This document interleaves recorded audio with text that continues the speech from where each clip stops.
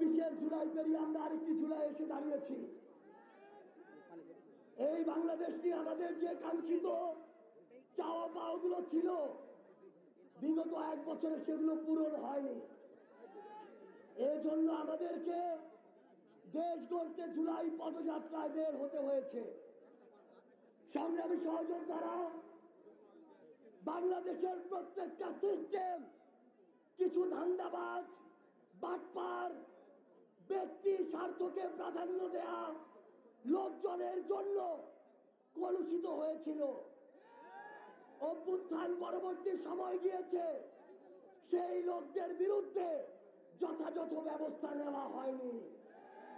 অতঃপর ওই কালপ্রিটরা আবার ওই সিস্টেমগুলোতে নতুন করে ঝেঁকে বসেছে।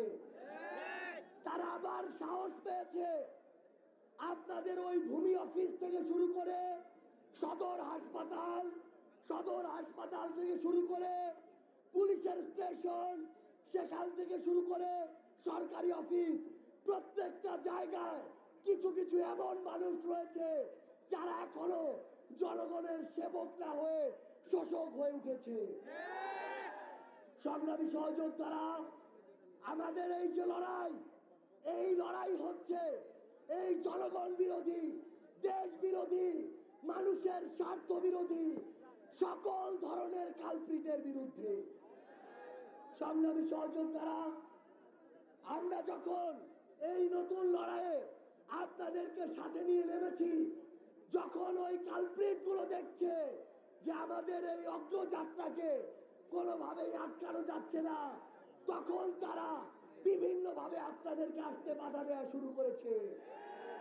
তখন তারা বিভিন্ন ভাবে আপনাদেরকে ভয় দেখানো শুরু করেছে। তখন তারা বিভিন্ন ভাবে পিছন থেকে ষড়যন্ত্র করা শুরু করেছে। তখন তারা সোশ্যাল মিডিয়া থেকে শুরু করে বিভিন্ন জায়গায় প্রপাগান্ডা ছড়ানো শুরু করেছে। সংগ্রামী সহযোদ্ধারা, আমরা স্পষ্ট করে একটা কথা বলি, এই বাংলাদেশে আমরা আর অন্ধভাবে কাউকে পীর মানব না। কেউ যদি 95টা ভালো কাজ করে সেটার জন্য ভালো বলবো, আবার যদি 5টা খারাপ কাজ করে সেটার জন্য তাকে খারাপ বলবো। একইভাবে কেউ যদি 95টা খারাপ কাজ করে তাকে যেমন খারাপ বলবো, 5টা ভালো করলে সেটাও ভালো বলবো। আমরা আগামীতে আমাদের এই বিবেককে আর কোন দল, ব্যক্তি, গোষ্ঠী, মার্কা, প্রতিষ্ঠানের কাছে আর বন্ধক দিব না। সংগ্রামী সহযোদ্ধারা, আমরা ভুলি নাই এই বাংলাদেশে 24 জুলাইয়ে তার পূর্বে কোন কোন প্রতিষ্ঠানগুলোকে শেখ হাসিনা কিভাবে ব্যবহার করেছিল। আমরা ভুলি নাই কিভাবে কোন প্রতিষ্ঠানগুলোকে ব্যবহার করে বিচার বহির্ভূত হত্যাকাণ্ড ঘটানো হয়েছিল। আমরা ভুলি নাই কিভাবে আয়না ঘরে বছরের পর বছর ধরে আমার মজলুম ভাইদেরকে বন্দী করে রাখা হয়েছিল। আমরা ভুলি নাই কিভাবে শাপলা চত্বরে ওই পিলখানায় 24 অভ্যুত্থানে কোন বাহিনীকে ব্যবহার করে আমাদের উপরে গণহত্যা চালানো হয়েছিল। সংগ্রামী সহযোদ্ধারা, আগামীর বাংলাদেশকে হতে হবে সাহসের বাংলাদেশ। আগামীর বাংলাদেশকে হতে হবে সামনে এগিয়ে চলার বাংলাদেশ। আগামীর বাংলাদেশকে হতে হবে প্রতিরোধের বাংলাদেশ। আগামীর বাংলাদেশ হতে হবে অন্যায়ের বিরুদ্ধে মাথা উঁচু করে প্রতিবাদ করার বাংলাদেশ। শেরপুরের সংগ্রামী সহযোদ্ধারা, বিপ্লবের সহযোদ্ধারা, শেরপুরের আমাদের শের ভাই বোনেরা, আপনারা আজকে শেরপুরের উন্মুক্ত মঞ্চে একটা পথসভায় হাজার হাজার মানুষের যে জনসমুদ্র দেখিয়েছেন, এই জনসমুদ্র আমাদেরকে আজীবন আপনাদের জন্য লড়াই করে যাওয়ার অনুপ্রেরণা জুগিয়ে যাবে।